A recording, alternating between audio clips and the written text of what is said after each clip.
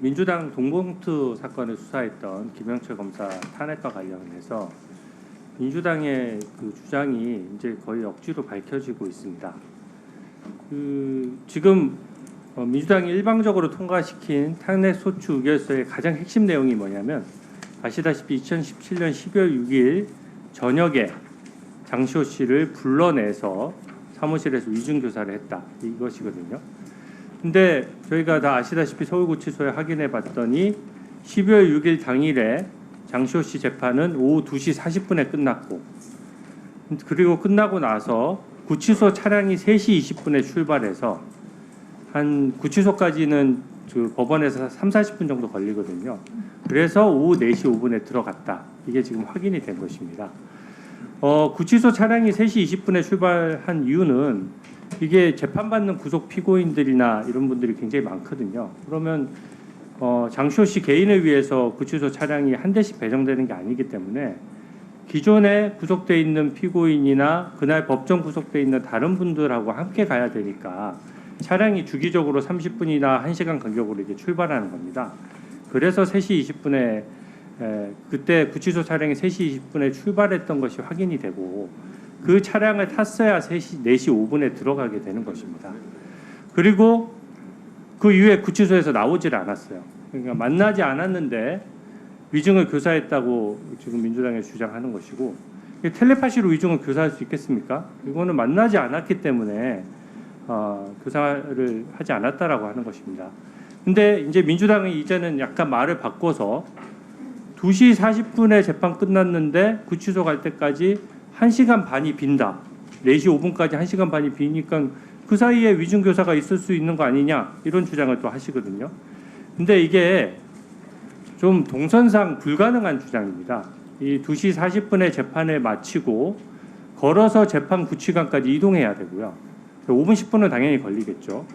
그리고 특검 사무실로 불러내게 되면 그 행정적인 시간이 안 걸린다고 하더라도 특검 사무실이 어디 있었습니까? 대치동에 있었습니다. 거기까지 또 제가 지금 그 내비게이션으로 쳐보니까 한 20분 정도 걸리더라고요. 그리고 대치동에서 출발해서 구치소로 또 가는 데까지 또 한 50분 정도 걸려요. 그러면은 애초에 1시간 40분 정도 빈다고 하는 시간들이 이동 시간 해버리면 아예 특검에서 조사받을 시간 자체가 안 나오는 겁니다. 물리적으로 불가능한 얘기를 가지고 뭐 이제 안 나왔으면 안 나온 것이 확인됐다라고 해야 되는 것이지, 이제 저녁 때 특검 사무실로 나오지 않은 게 확인되니까 이제 와서는 마치 그 사이에 뭐 약간의 틈이라도 있어서 그 틈 사이에 특검에서 뭔가 모종의 위중교사가 있었다고 하는 것은 맞지 않고요.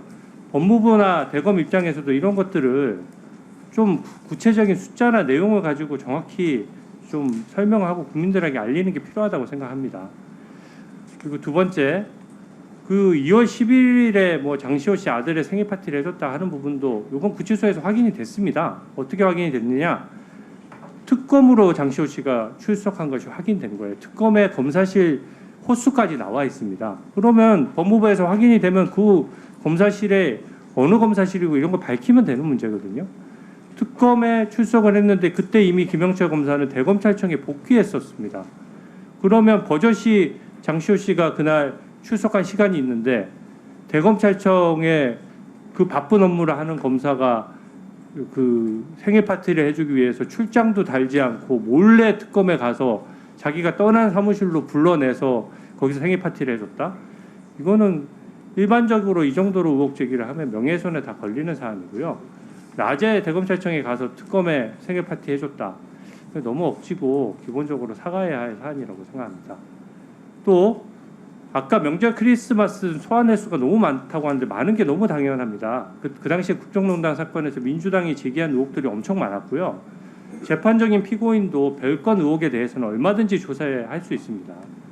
그 검사실에 호수가 딱 정확히 나와 있거든요. 김영철 검사는 지금 자기는 몇 번 안 불렀다라고 얘기를 하고 있어요. 그러면 다른 검사실에서 소환한 것까지 왜 김영철 검사가 다 소환한 것처럼 얘기를 하는 것도 문제고요. 이게 뭐 검사실 조사 끝나고 시간이 너무 빈다라고 하는데 차량이 한 대기 때문에 다른 사람도 조사 끝날 때까지 기다렸다가 이동한 것입니다. 그래서 이런 의혹들이 정말 말이 안 되기 때문에 법무부에서 적극적으로 좀 설명해 주시기 바랍니다. 네, 주진 의원님, 잠깐 마이크 좀 켜주세요, 주진 의원님. 그 너무나 현격한 시각차가 있어서 그냥 확인만 한번 해보려고. 지난번에 정다은 증인은 생일 파티를 해준 사진을 직접 본인이 봤다 이렇게 증언했거든요. 그러면 주진우 의원님은 그 정다은 증인의 증언을 안 믿는 겁니까? 아니면 그것이 아니, 거짓이라고 생각하는 겁니까? 그 증언 내용은 저는 사실에 부합하지 않는, 객관적인 사실에 부합하지 않는다는 겁니다. 그 증인이 뭐라고 얘기했냐면 흰색 무슨 저기 그 커튼으로 해가지고 거기다가 생일 파티 저기 그 풍선까지 다 걸어놓고 생일 파티 해주는 사진을 본인이 장시호 씨가 보여주는 것을 자기가 눈으로 봤다라고 하는 거지 않습니까? 예, 예. 기본적으로 전문 증거인데다가 그 검사실에 수많은 수사관 또 실무관들이 있고 교도관들이 다 지켜보고 있는데 그런 관계를 그런 발상을 한다는 것 자체가 말이 안 되고 객관적인 상황상 말이 안 될 뿐더러요. 네네. 그럼 그 누가 준비를 하면 그 풍선을 그럼 굳이 그러니까 풍선을 주진 의원님, 달아서 검사실에서 제가 다른 수십 명이 보는 상황에서 왜냐하면 이건 했다는 건데 시각차가 너무 크기 때문에 네. 그것만 확인하는 거예요. 그러니까 정다은 증인의 생일 파티 해주는 사진을 내가 직접 봤다 이렇게 증언했는데 그거는 안 믿는다는 얘기죠.